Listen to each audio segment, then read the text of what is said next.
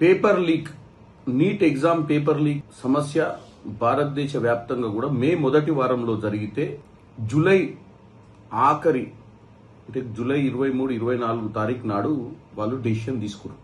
ధర్మేంద్ర ప్రధాన్ గారిని రాజీనామా చేయించారు. రాహుల్ గాంధీ గారు ఎన్నోసార్లు లోక్సభలో అవకాశం ఇవ్వాలి, మాట్లాడాలి, దీనికి జవాబుదారు ఎవరు అని అడిగితే ఎప్పుడు అవకాశం ఇవ్వని పరిస్థితి. జంజీ రోడ్ల మీదకి వచ్చిన తర్వాత నరేంద్ర మోడీ గారు, ప్రధానమంత్రి గారు ఈ పరిస్థితి చేయి జారిపోతుందన్న ఉద్దేశానికి వచ్చినాక ఈ నిర్ణయం తీసుకున్నారు.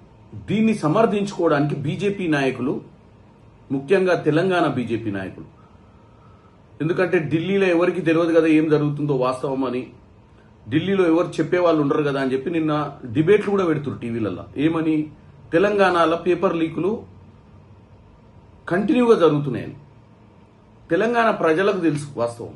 నేను ఒకటే చెప్పదలుచుకున్నా, తెలంగాణలో కాంగ్రెస్ పార్టీ వచ్చిన తర్వాత పేపర్ లీకులు జరిగినాయా లేదా అనేది ఒక పార్లమెంట్ సభ్యునిగా నేను చెప్పాల్సిన అవసరం లేదు. తెలంగాణ వచ్చిన తర్వాత గ్రూప్ 1, గ్రూప్ 2, గ్రూప్ 3, గ్రూప్ 4 పరీక్షలు టీజీపీఎస్సీని ప్రక్షాళన చేసి 67,000 మందికి ఉద్యోగాలు. ఎందుకంటే గత ప్రభుత్వంలో వైఫల్యాలు, అంటే బీఆర్ఎస్ హయాంలో 9.5 ఏళ్లలో పేపర్ లీకులు జరిగింది వాస్తవం. తెలంగాణలో పేపర్ లీకులు జరిగినాయి కాంగ్రెస్ హయాంలో అని చెప్పడం తప్పు బీజేపీ నాయకులు, ముఖ్యంగా బీజేపీ సీనియర్ నాయకులు అందరు. ఎందుకంటే వాస్తవాలు చెప్పండి. బీఆర్ఎస్ హయాంలో జరిగినాయి. బీఆర్ఎస్ హయాం 2023లో 10th క్లాస్ పేపర్ లీక్ అయింది. గ్రూప్ 1, గ్రూప్ 2, గ్రూప్ 3 పరీక్షల పేపర్ లీకులు కూడా ఆ రోజు ఉన్నటువంటి టీఎస్పీఎస్సీలు అయినాయి. ఇప్పుడున్న టీజీపీఎస్సీలో ఏమాత్రం కూడా పేపర్ లీకులు జరిగిన సందర్భం లేదు. ఏ సందర్భంలో కూడా ముఖ్యమంత్రి రేవంత్ రెడ్డి గారు పిల్లల భవిష్యత్ గురించి, పిల్లల భవిష్యత్కి సంబంధించిన అంశాల గురించి చాలా కీలకంగా వివరించారు. ఈ విషయాన్ని తప్పుతో పట్టించే ప్రయత్నం బీజేపీ నాయకులు చేస్తున్నారు.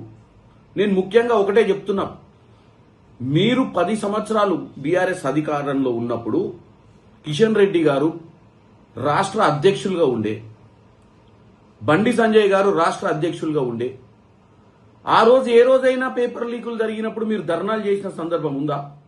ఏ రోజు మీరు ధర్నాలు చేయలేదు. ఏ రోజు ఈ రోజు జరుగుతున్నటువంటి పరిస్థితి దేశవ్యాప్తంగా మీరు చేయలేకపోయారు తెలంగాణలో. ఎందుకంటే మీరు వాళ్ళతో అంటగాగి ఉన్నారు కాబట్టి.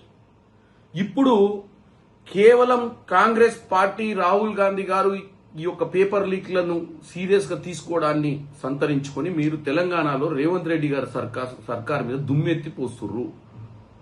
ఇది నిజమా అబద్ధమా అని మీ మనస్సాక్షికి తెలుసు. కేవలం ప్రజలను తప్పుతో పట్టియాలి, భారతదేశంలో తెలంగాణ గురించి తప్పుగా మాట్లాడి తెలంగాణలో ఉన్నటువంటి కాంగ్రెస్ గురించి తప్పుగా మాట్లాడితే చెల్లుద్ది అనుకోవడం తప్పు. వాస్తవాలు తెలంగాణ ప్రజలకు తెలుసు, భారతదేశ ప్రజలకు తెలుసు అని చెప్తున్నా.